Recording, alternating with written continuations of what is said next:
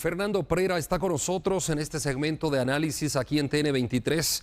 Vamos a platicar sobre este tema interesante, pero antes saludamos a Fernando. ¿Cómo estás, Fernando? Buenas tardes. ¿Qué tal, Andri? Muy buenas tardes. Realmente, como siempre, es un honor y un placer estar acompañándote en este análisis jurídico de qué es lo que acontece con las notas más importantes del día a día y que nuestros amigos y amigas televidentes conocen acá en Todo Noticias. TN23, como siempre, sirviéndole a usted en cualquier espacio de la República Guatemalteca donde se encuentre. Gracias, Fernando, por el saludo. Y bueno, hablemos del tema, Fernando. Ahí está en pantalla, ¿no? Que se está promoviendo el tráfico ilegal de migrantes hacia los Estados Unidos de América principalmente, y se está utilizando diversos medios, pero uno de ellos muy frecuente, diría yo, son aquellas radios ilegales, las radios piratas que conocemos de esa manera. ¿Cuál es tu opinión y tu impresión sobre este tipo de reclutar personas? Bueno, aquí tenemos dos aspectos a analizar, Andri. El primero, naturalmente, el hecho que el crimen organizado literalmente pareciera que lo que establece la ley y esa forma coercitiva en que el Estado puede actuar en contra de ellos les viniera del norte, literalmente, porque sabiendo que el tema del tráfico ilegal de personas, el promover una migración ilegal, pues raya en aspectos de ilegalidad y además de esto promueve pues naturalmente que las personas puedan tener una ilusión de algo que se les vende, que la verdad cuando ya están en territorio mexicano para pasar a Estados Unidos se dan cuenta que es todo lo contrario a lo que el crimen organizado les ofreció. Entonces, utilizar un mecanismo que aparte de todo, Andri, no está en regla, no está en ley, como una radio pirata, pues naturalmente son ya dos actividades, dos acciones constitutivas de delito.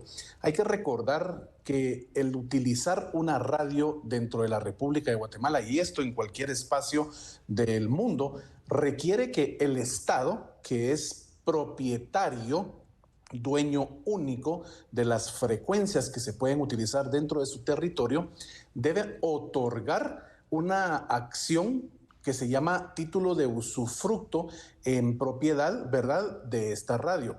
Entonces, se entrega en usufructo de esta frecuencia y ya, pues la empresa propietaria durante el tiempo que el usufructo lo establezca, va a poder utilizar esa frecuencia, explotar a nivel de ventas y a nivel de los espacios de anunciantes, porque al final se trata de promover un negocio, de hacer que haya fuentes de empleo, etcétera.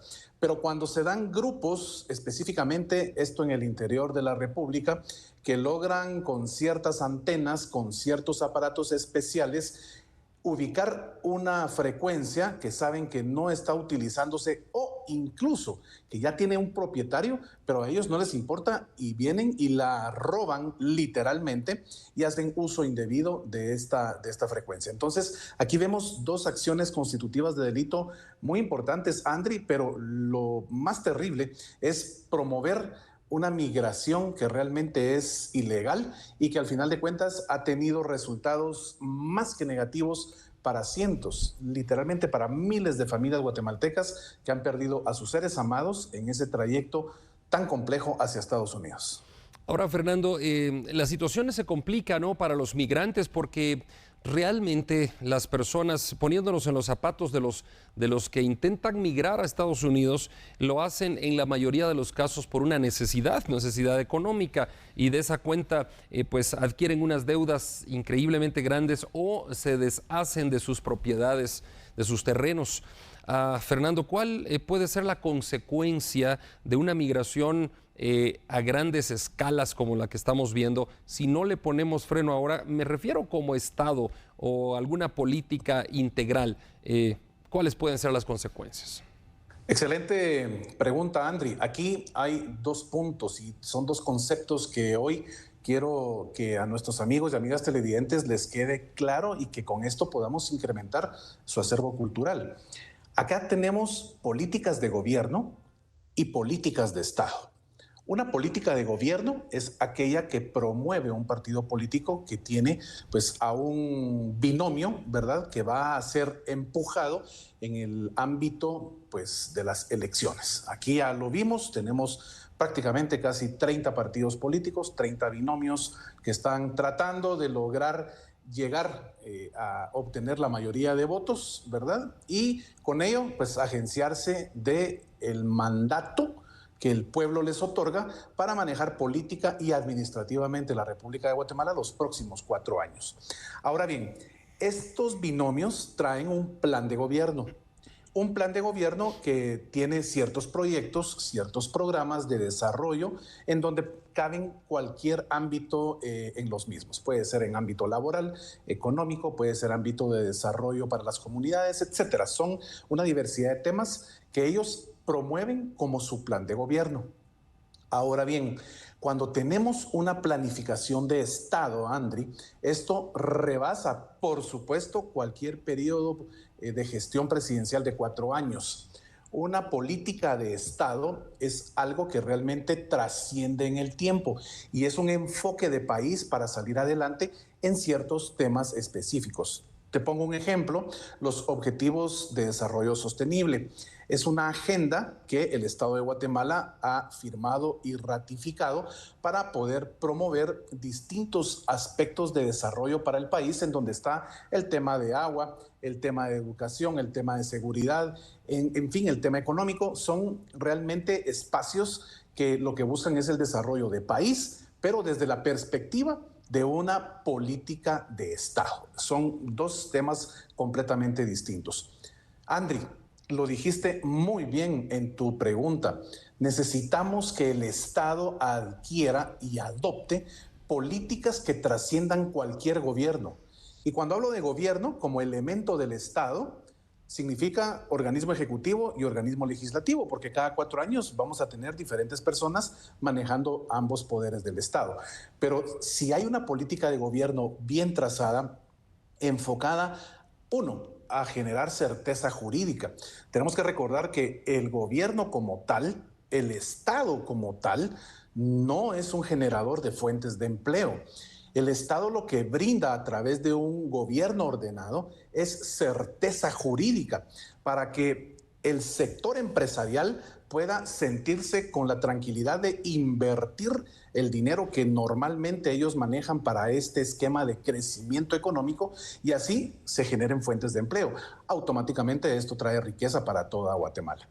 Los migrantes, ¿por qué se van, Andri? Porque simplemente no encuentran una fuente de empleo, no encuentran un espacio que realmente les permita desarrollarse en lo personal y a nivel familiar, y es por eso que buscan otras oportunidades fuera del país. Fernando, qué difícil situación atraviesa la población migrante guatemalteca porque pues aquí no hay oportunidades, como bien tú lo decías, ¿no? Una política de Estado que vaya en el largo plazo no se ve que tenga efectividad y de esa cuenta yo considero, Fernando, no sé si lo consideras tú para ir cadenciando el tema, no sé si consideras lo mismo o yo estaré equivocado, que Guatemala se está quedando sin mano de obra. Por ejemplo, estábamos hablando hace unos días en un programa llamado Al Sur de la Frontera, aquí mismo en TN23, a que, por ejemplo, en la costa sur ya no se encuentra mano de obra para trabajar en la agricultura en relación al cultivo de caña de azúcar, porque casi todos están en Estados Unidos. Igual pasa allá en el altiplano occidental. ¿Consideras que puede ser un grave problema a un futuro cercano para nuestro país el no implementar una política que pueda dejar en Guatemala a la mayoría de mano de obra? Me refiero a los varones principalmente que se están yendo para allá. Totalmente, Andri. Y acá entra un aspecto muy importante y es cómo el Estado debe trabajar de la mano con el sector empresarial. Para lo que ya hablamos, generarles la certeza jurídica que permita que ellos continúen invirtiendo. Pero 2, también ver el tema del derecho laboral, el derecho de trabajo, porque ¿Qué sucede? Si un trabajador de un ingenio realmente está percibiendo dentro del salario, ni siquiera el salario mínimo, que sabemos realmente que se dan casos, ¿verdad? Lo ideal, y se sabe que son muchos, muchos los ingenios que realmente respetan a cabalidad el derecho de trabajo. Pero si por ahí hay alguna empresa, hay algún empresario que realmente no se amarre, no respete y no esté implementando las mínimas garantías laborales para los trabajadores, ¿qué es lo que va a suceder? Cualquier persona lo que va a decir es, mejor me retiro, me voy de acá a buscar mejores oportunidades en otras latitudes, porque aquí ni siquiera puedo tener un salario digno que me permita subsistir. Entonces, aquí son muchos aspectos, Andri, y en esa política de Estado debe amarrarse todo este esquema del respeto al derecho de trabajo, de realmente motivar a las personas a que aquí pueden existir oportunidades para salir adelante, y también un tema educativo, Andri, explicar muy bien lo que significa. Uno, ese trayecto hacia Estados Unidos, que realmente es un trayecto de muerte. Y dos, cuando se llega a Estados Unidos, por supuesto, lo primordial es encontrar una fuente de empleo y que te genere tus ingresos, pero realmente las circunstancias allá son complicadas para los migrantes que son de reciente ingreso. Así que aquí se amarran demasiados aspectos, educativo, económico y, por supuesto, lo más importante, Andri, el respeto a la ley. Fernando, muchas gracias. Fernando Pereira, por habernos acompañado en este análisis aquí en este segmento en TN23. Continuamos con la información.